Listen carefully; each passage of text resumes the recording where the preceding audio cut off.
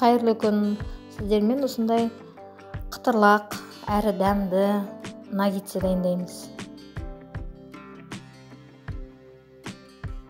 Ол үшін алдымен біз кляр дайындап аламыз. Клярға мен кішкентай көлемде жасадым. Сіздер үлкен көлемде жасайтын болсаңыздар, осыны екі еселеп дайындасаңыздар болады. 4 қасық ұнға 2 қасық крахмал. Кез келген крахмал бола береді. Содан кейінгі бұрышымыз, тұзымыз, тәтті бұрыш, дәмдеуіштер, өздеріңізге қалаған дәмдеуіштер салсаңыз да болады. Содан кейін бір жұмыртқа. Осыны енді әбден араластырып, кляр дайындап аламыз. Өте қатты қою қоймалдың болмау керек, немесе қатты сұйық болмау керек, орташа көлемде.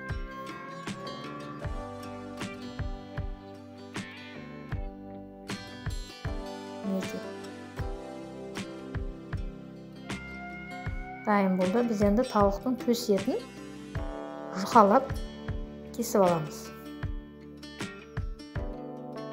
Бұл да қалың болып кетпеу керек.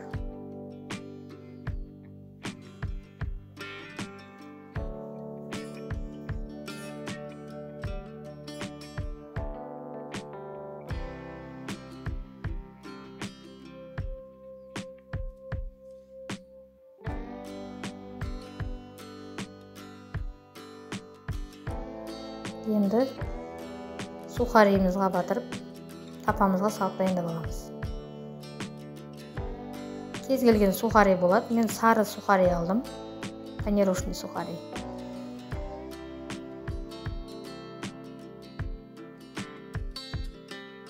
Осыны енді тапамызға салып дайындап аламыз. Сіздер духовкада пісірмей-ақ майға қуырсаңыздар да болады. Өздеріңіздің қалағандарыңызбен жасасаңыздар болады.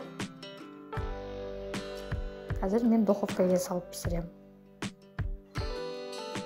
Мінекей. Дайын.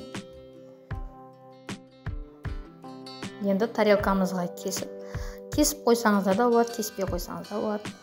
Арасы осындай болып піседі. Жасап көріңіздер.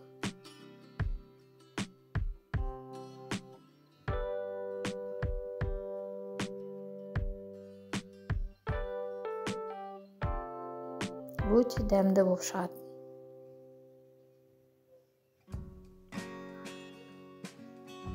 Қасына осындай соус қойдым. Соусты описанияға жазып кетсем. Арнама тіркеліп, жоғалтып алмау үшін лайк баса кетіңіздер.